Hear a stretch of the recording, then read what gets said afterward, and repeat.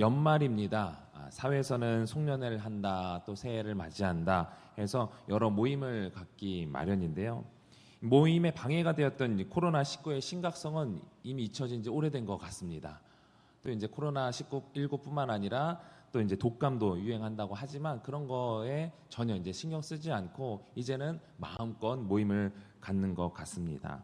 사람이 모이면 먹을 것, 마실 것과 함께 화기애애한 분위기가 형성되기도 하지만 사람이 모이면 또 여러 가지 본인의 얘기를 하다가 또 정치 얘기를 하다가 또 여러 관계 얘기를 하다가 때로는 각자의 의견 때문에 서로 크고 작은 다툼이 생기기도 합니다.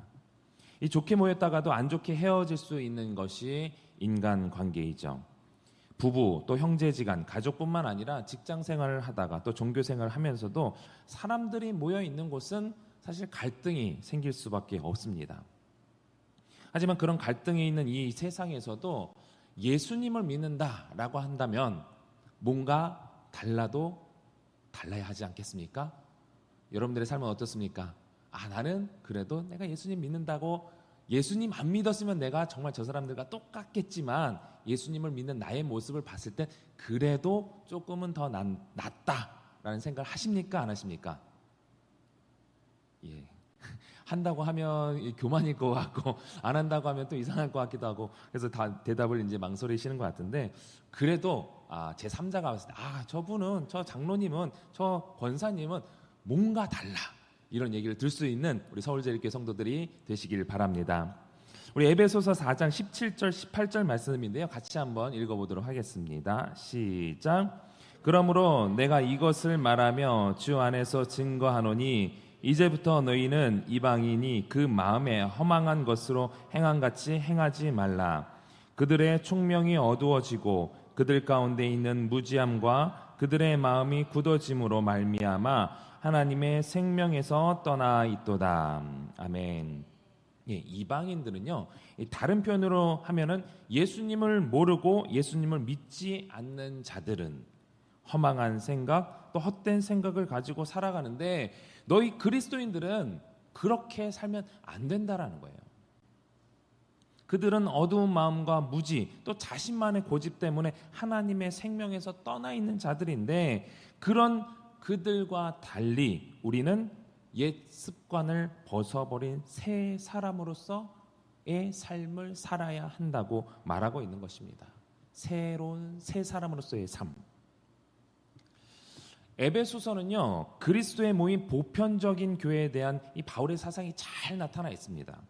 그래서 바울은 교회를 가리켜서 하나님의 기업이라고도 하고 그리스도의 몸, 하나님의 걸작품, 하나님의 새 사람, 하나님의 권속, 하나님의 거하실 처소, 유대인과 이방인 성도들의 연합체, 그리스도의 신부, 하나님의 사랑의 대상, 몸된 그리스도의 지체, 그리고 사단에 대항하여 싸우는 하나님의 전사 등으로 여러 표현으로 이 교회를 표현하고 있습니다.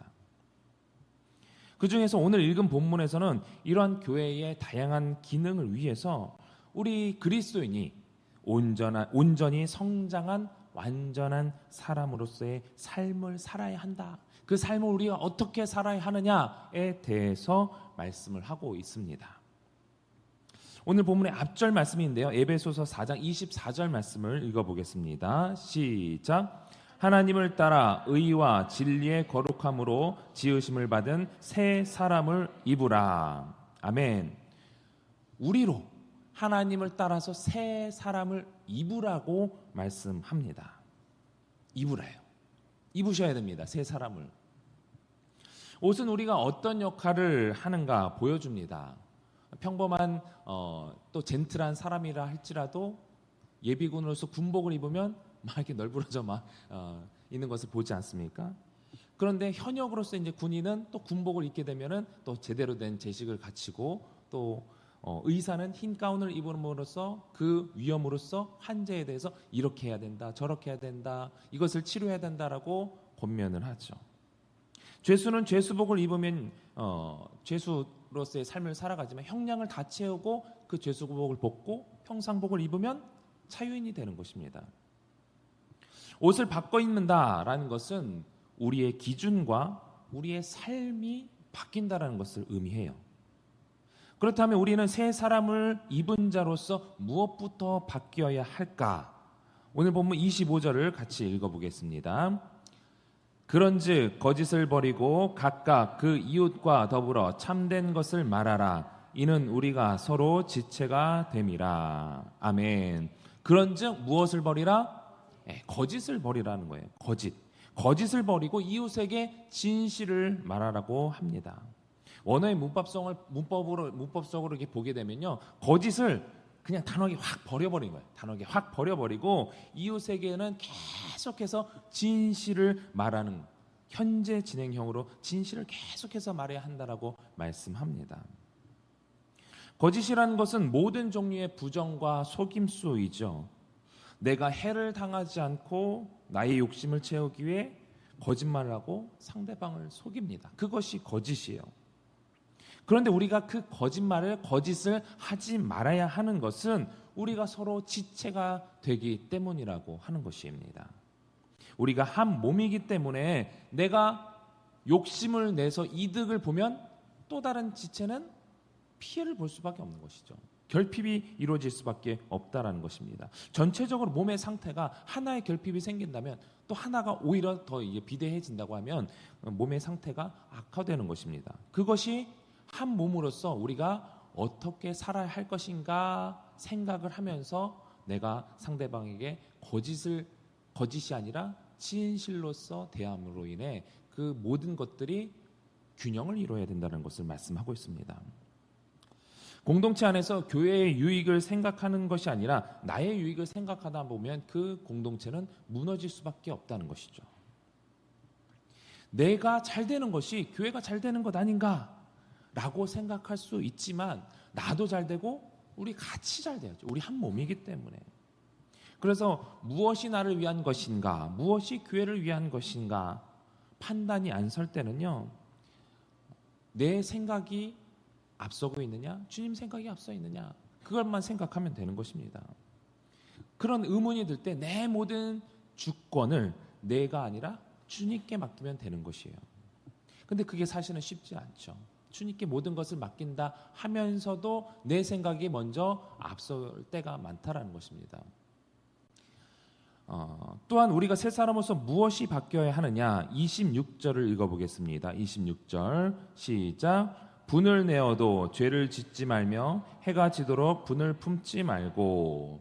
이 현대인 성경 버전으로 보면은 화가 나더라도 죄를 짓지 말고 해가 지기 전에 곧 화를 푸십시오라고 되어 있습니다. 우리가 화를 내지 않을 수 없어요. 저도 화 냅니다. 특히 집에서 잘 내요. 애들 때문에 요즘에 말을 안 듣는 한참 그런 시기이기 때문에 화를 낼 수밖에 없어요. 그렇기 때문에 화를 내지 말라고 하는 것이 아니라 화가 날 때에 우리가 그것을 길게 품지 말고 아무리 늦어도 해가 지기 전에 풀어야 한다라는 것입니다. 개인적으로 저는 이제 아이들 양육에 참 관심이 많은데요. 그럼에도 불구하고 화가 날 때가 너무나 많아요. 이런 말을 좀 하면 그렇긴 하지만 큰애가 이제 1학년 때는 그 아이를 멱살 잡은 적도 있어요. 학교 안 간다고 막 떼를 쓰는 바람에 여러 가지로 막 화가 나가지고. 근데 나중에 뭐 그때 바로 저녁에 이제 사과를 했지만 나중에도 해가 좀 이제 오래 지나서 그 아이가 이 기억 때문에 아빠에 대한 안 좋은 감정이 있으면 어떨까 싶어서 시원아, 너 예전에 아빠가 그렇게 했던 거 기억나니? 그랬더니 기억이 안 난대요. 그래서 아빠는 그때 그 일로 인해서 너무나 속상하고 마음이 아프고 또 마음에 걸리고 그런데 너가 기억이 안 난다니까 다행이다라고 얘기를 나눈 적이 있었는데, 여러분들이 누군가에게 걸리는 부분이 있으면요, 그거를 해가 지기 전에 그것을 풀어야 하고 또 여러분 기억 속에 계속해서 남아 있다라고 한다면 그것을 그 상대에 가서 내가 이런 부분들 때문에 내가 마음에 걸리는데 내가 미안하다고 용서해 달라고, 그렇게 여러분들의 관계를 잘 풀어갈 수 있는 여러분들이 되시길 바랍니다. 어떤 글을 보니까요, 제목이 분노가 많은 한국 사회, 성인 절반 이상이 분노한다라고 되어 있습니다.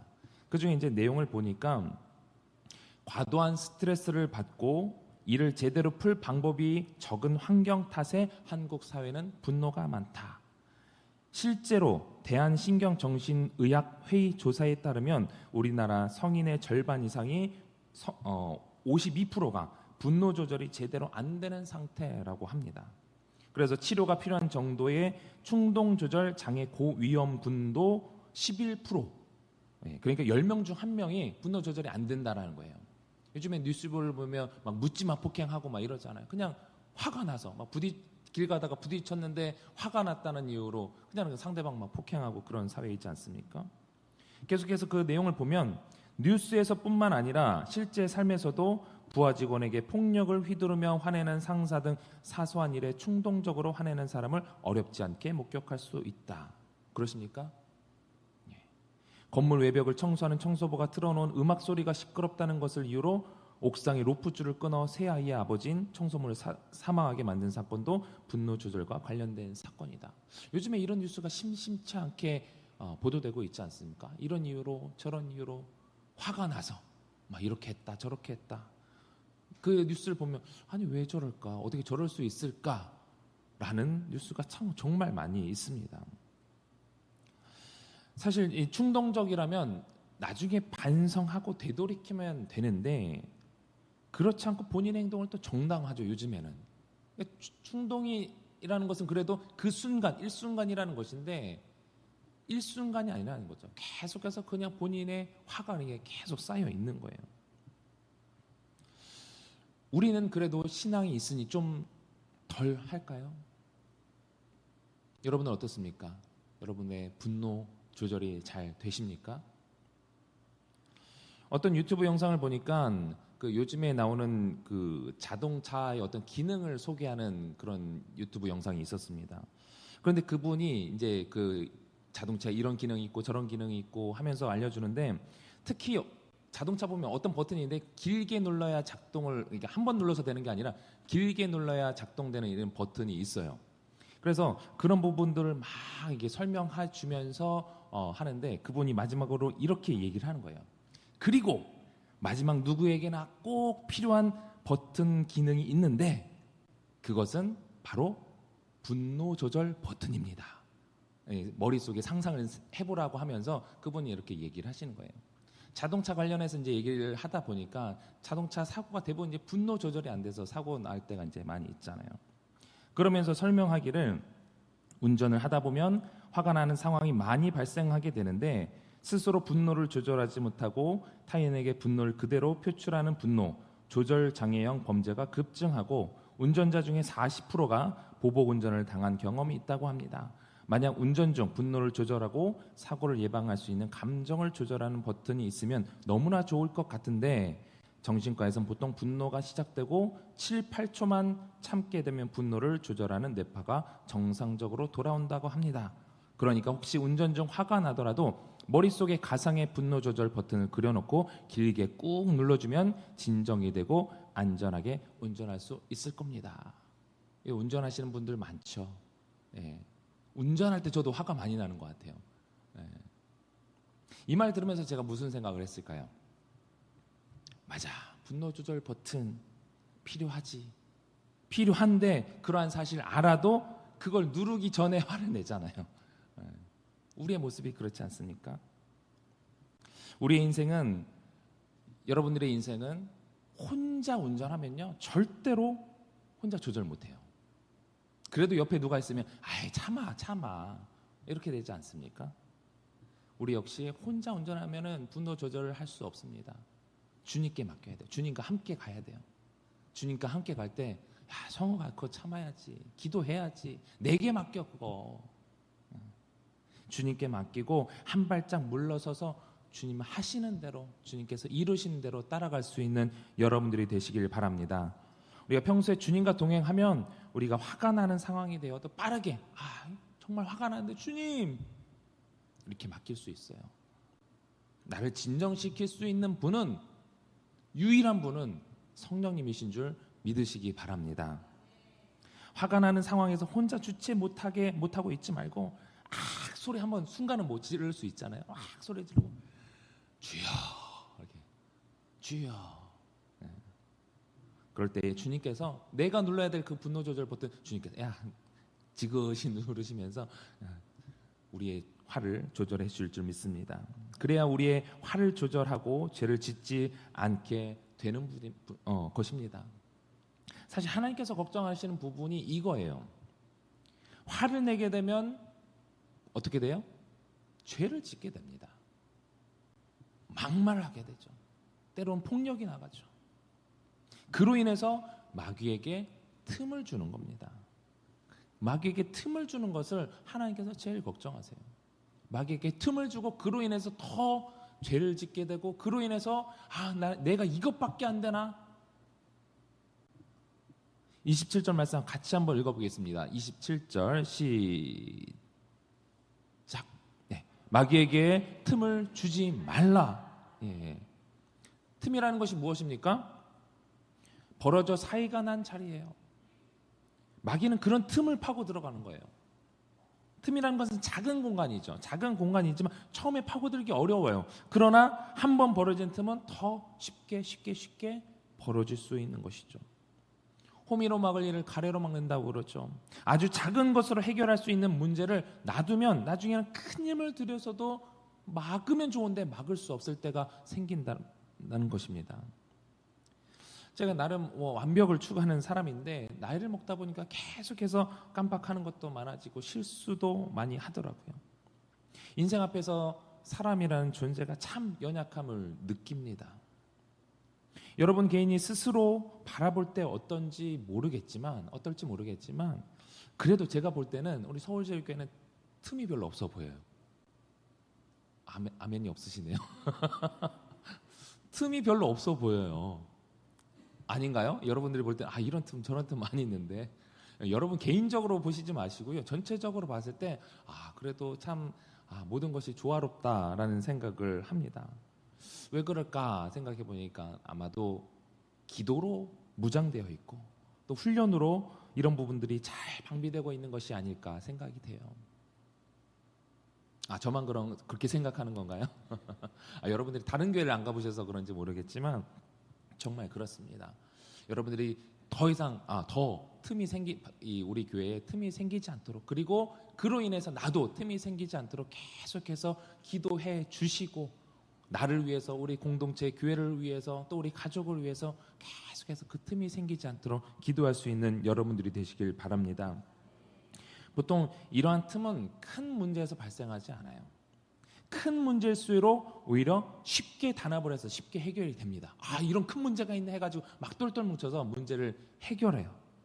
그런데 오히려 별거 아니라고 생각했던 작은 문제가 나중에 눈덩이처럼 크게 불어서 큰 문제가 되는 경우를 많이 봤습니다. 나중에는 처음에는 요 정도 그냥 넘어가지. 조금 커졌는데 그래도 괜찮겠네. 그게 점점 이제 무뎌져서 나중에 큰 문제가 됐을 때는 그제서 이거 어떻게 막지? 그렇게 된다는 거예요. 특히 성도와 성도 사이의 사소한 관계의 문제가 나중에 교회 전체를 흔드는 경우를 많이 봤습니다. 그래서 서로 사랑하고 아껴주고 섬겨야 할 대상이 서로 못 잡아먹어서 안달인 그렇게 미워하는 것을 이제 많이 보게 되었는데요.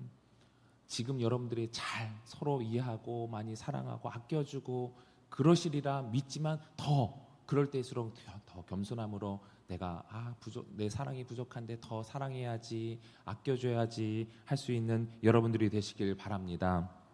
특히 부부라는 관계는 서로 다른 환경에서 자라다가 하나가 되는 거잖아요.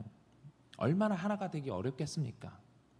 서로 알아가고 이해해 줄 때 부부의 관계도 더 돈독해지는 것 아니겠습니까? 결혼고사라는 말 혹시 들어보셨습니까? 결혼하는 커플을 위한 결혼고사라는 게 있어요. 그러니까 결혼을 위해서 시험을 보는 거죠. 그래서 수능 보신 분들 있죠. 언어 영역, 외국어 영역, 탐구 영역 이런 거 있는데 여기도 결혼 로망 영역, 가사 분담 영역, 재정 영역, 가족 이해 영역, 부부관계 영역, 가치관 영역, 보너스 영역 이런 부분들로 되어 있습니다. 그래서 예를 들어서 가족 이해 영역의 문제의 경우를 보면요. 1번 문제입니다. 신혼집 비밀번호를 부모님이 묻는다면 첫 번째, 부부의 사생활이므로 알려드리지 않는다. 두 번째, 아내, 남편과 상의 후 알려드린다. 세 번째, 어차피 가족이므로 그냥 알려드린다. 네 번째, 알려드리되 연락 후 찾아와 달라고 말씀드린다. 다섯 번째, 기타. 여러분 몇 번으로 지금까지 지금 이제 다 대부분 결혼하신 분이니까 몇 번으로 지금까지 이렇게 살아오셨습니까? 네. 네 번째 문제, 명절에는 어떻게 할 것인가? 여자 쪽부터 간다, 남자 쪽부터 간다, 한쪽만 간다, 설날에는 시댁, 추석에는 친정을 간다, 안 가고 여행으로 대체한다. 뭐 그래서 혼수에 대해서, 아이 출산에 대해서, 뭐 가사 분담에 대한 생각, 뭐 이렇게 이게 객관적인 정답이 있는 게 아니에요. 이게 정답입니다. 이렇게 되어 있는 것이 아니라 딱 읽어보면서 아, 나는 이걸 당연하게 생각했는데 이 사람은 이렇게 생각하고 있구나 라고 나중에 문제가 터졌을 때 이걸 해결하는 게 아니라 아, 우리 이걸 어떻게 맞춰갈까 서로의 생각을 들어보는 그런 차원에서 이 결혼고사라는 것이 있는 겁니다. 저는 우리 역시 이러한 결혼고사를 봐야 한다고 생각합니다. 왜 봐야 할까요? 예수님이 우리의 신랑 되시고 우리는 그의 신부가 되기 때문이죠. 예수님이 사실 예수님의 생각이 정답이죠. 예수님의 생각은 이게 당연하다고 생각하는데 우리의 생각은 이게 당연해요. 이거 어떻게 해결합니까? 성경을 보니까 이게 예수님의 뜻이구나. 이게 예수님의 뜻이구나. 내가 예수님과 결혼했는데 예수님의 뜻은 이거구나. 예수님 우리의 뜻을 알아요. 그래서 우리의 뜻, 너는 그런 생각을 갖고 있구나. 그래, 네가 그런 생각을 갖고 있는 지금 이 순간은 계속해서 예수님께서 우리의 상황에 맞춰 주시죠. 그러나 나아가서는 우리가 신앙이 성숙해져 갈 때는 계속해서 우리의 삶이 주님의 뜻에 맞춰지기를 예수님께서는 계속 기다리시는 거예요. 예수님께서 맞춰주셨기 때문에 예수님께서는 하늘 보좌를 내려놓으시고 눈높이를 맞추기 위해서 이 땅에 인간의 몸으로 오시지 않았습니까? 그것을 기념하는 것이 우리가 이제 12월 25일 성탄절이죠.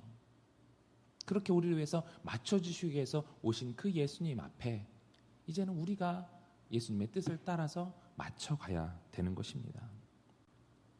예수님께서는 우리의 모든 허물을 다 용서해 주셨던 것처럼 이것이 하나님의 뜻이라는 것을 우리가 인지하고 내가 용서 못할 사람들이 있는데 그 사람을 내가 용서하고 더 사랑하고 아껴주고 이러할 때에 우리 가운데 있었던 그 틈들이 메꿔지는 거예요. 마귀에게 틈을 줄 수 없는 거예요. 우리의 사이에 틈을 메꿀 수 있는 유일한 방법은요, 하나님의 뜻대로 계속해서 우리가 실천해 나가는 거예요.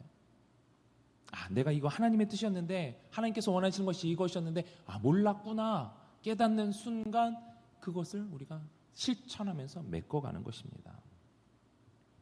그래서 오늘 보면 29절은 이렇게 말씀합니다. 29절 시작. 무릇 더러운 말은 너희 입 밖에도 내지 말고 오직 덕을 세우는데 소용되는 대로 선한 말을 하여 듣는 자들에게 은혜를 끼치게 하라. 아멘. 듣는 자들에게 무엇을 하라? 은혜를 끼치게 하라. 이제 우리가 고민해야 할 것은 무엇이냐? 내가 어떻게 해야 상대방이 은혜를 끼치게 할까? 상대방에게 은혜를 끼칠 수 있게 할까?